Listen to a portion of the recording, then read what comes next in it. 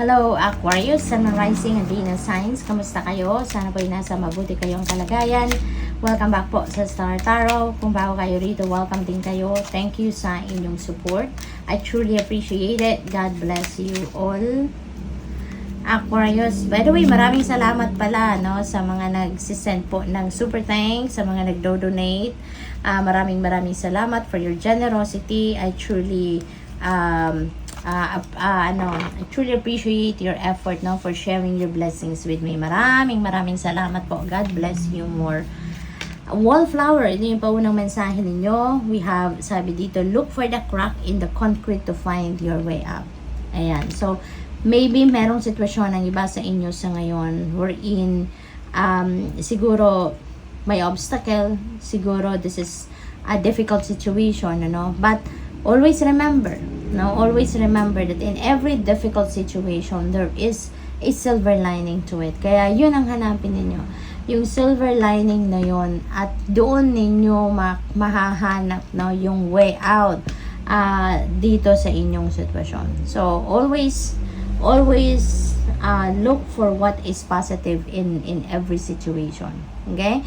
Kasi kung kunyari, problema, doon na nga, 'di ba? Alam niyo na may problema, tapos poproblemahin niyo pa ang problema. Di lalong mai-stuck kayo diyan.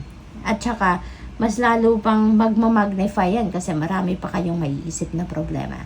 But if you are going to focus on the silver lining of your situation, di mas maganda. Kasi mas magtutuloy-tuloy ng maiisip ninyo positibo, may inspire na kayo na merong magandang dulot ang problemang ito sa akin. So dito ako, ito yung ika-capitalize ko.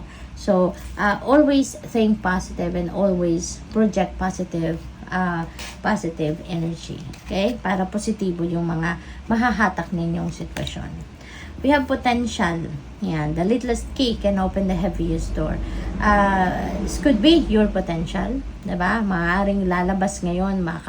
Merong opportunity dito na maglalabas ng iyong potential. No? So, lahat naman tayo, diba? Meron tayong talents, skills, and gifts. No? So, maaaring ito na yon. Maaaring may oportunidad na maha-highlight, kumbaga, or your talents, skills, and gifts will be highlighted or will be on display sa ngayon. We have discover, look at the early dewdrops before they disappear in the morning sun. Ayan. So this could be opportunity, Aquarius, na nandiyan kumakatok sa iyo, before it slips away from you. This is a reminder for you na tignan na ninyo, before na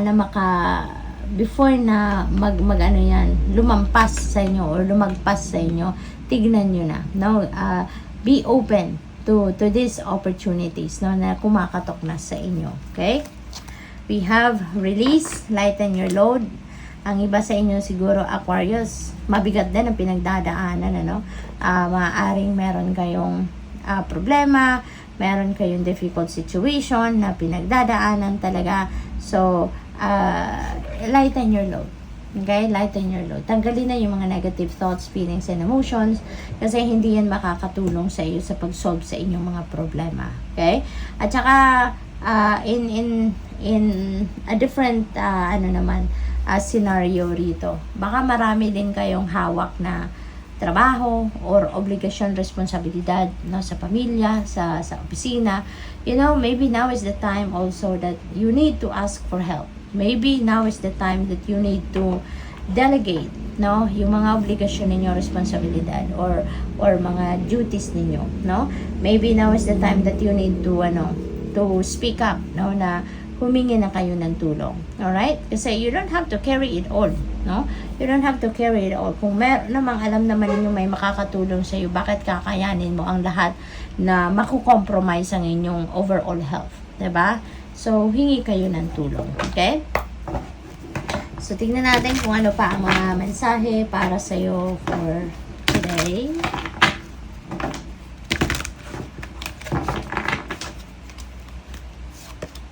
We have stay connected. Ayan. So, sa kabisihan siguro ninyo, Aquarius, sa dami ng inyong ginagawa, sa dami ng pinagkakaabalahan ninyo, maaaring hindi na kayo nagkakaroon ng time para magdasal.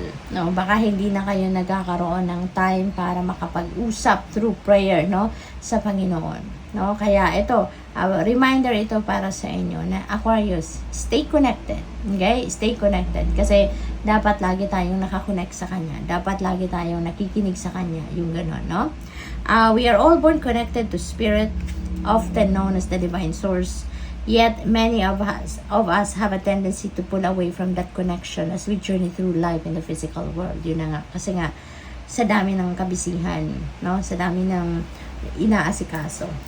Now is an important time to reconnect to the source. So, definitely, nagkaroon ng disconnection. Kaya kailangan mag-reconnect, no, Aquarius? So, kung gano'n ang iyong sitwasyon, panawagan po ito sa inyo. Okay? Now, once and for all, mamuli, no, i-build ninyo yung inyong relationship with the divine.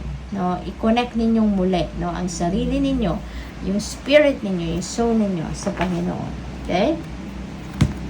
We have gratitude. Huwag tayong makakalimot magpasalamat. This is a beautiful reminder para sa inyo, Aquarius, na huwag kayong makakalimot magpasalamat sa Divine Universe, lalong-lalo na doon sa mga biyaya, no, na binibigay sa atin na nakakapagpasaya sa inyo, nakakapag-excite sa inyo. No? So, wag na wag ninyong kakalimutan. But regardless of kung ano man ang biyayang dumating, maliit man o malaki, simple man o bongga, regardless of what it is, no, we always need to be grateful, no. Lagi tayo dapat nagpapasalamat, lagi tayo dapat nagdadasal sa mga biyaya na pinapadala niya sa akin. Kasi yung gratitude, no, yung pagpapasalamat natin, ano yan parang susi yan. Para doon sa pinto, no, ng mas marami pang biyaya, no, para sa mas marami pang blessings. Okay? Sabi rito, life is one big continuous circle of giving and receiving energy. Be thankful for who and what's in your life instead of complaining about what you don't have. Ayan. Instead na magtampo kayo, no, sa universe na bakit ako tagal ko nang dinadasal na magkaroon ako ng ganito pero wala pa rin. Pero si ganito, meron na siya. Yung ganun ba? Yung we are comparing, no, kung ano man ang mga biyaya na natatanggap natin versus other people, hindi rin yan makakatulong sa atin, no? Kaya, wag na tayong mag-focus sa ganong klase, but instead magpasalamat na lang tayo sa kung ano ang binibiyaya sa atin, no? If you focus on gratitude, you'll start to attract prosperity and abundance. Kaya doon tayo, no? Doon tayo sa pagpapasalamat, sa pag-acknowledge natin ng mga biyaya na binibigay sa atin ng universe. Alright? We have forgiveness. Ayan. So, maganda rin ito, no? Parang your heart is expanding sa ngayon and you're choosing love. Kasi gusto nyo na magpatawad. May willingness na kayong magpatawad, no? So, which is really good. Kasi, ano na ito? Kumbaga, mabubunutan na kayo dito ng tinik, no? At bumuhos ang ulan. Aquarius, so sana po naririnig pa rin ninyo yung boses ko ng malinaw, okay? Sabi rito sa card, holding on to resentment and anger is preventing or even suffocating your spiritual growth. Resentment is one of the strongest and most damaging of human emotions. The act of forgiveness in its own right is equally incredibly powerful and it has the capacity to heal and transform. Kaya magandang, ito yung pinipili ninyo, na magpatawad na kayo, palagpasin na yung mga resentments, yung anger, yung angst, yung hatred, no, sa puso ninyo. And forgive so that you can heal and you'll be able to to move on with your life. What else? We have take a moment. Ayan. Stop. Now is not the time to rush into the decision you're about to make. Before this important decision is made, take a moment to pause and quiet your mind so that you can ask your soul for guidance before you act or move forward. So before you jump into a conclusion, before you make any decision, take a moment, no? Magnilay-nilay kayo, magmuni-muni kayo, ask your soul, no? Ask your soul the guidance, no? Na kailangan ninyong marinig at this time before you jump into a decision. So good luck. Thank you for watching Love and Light. Namaste.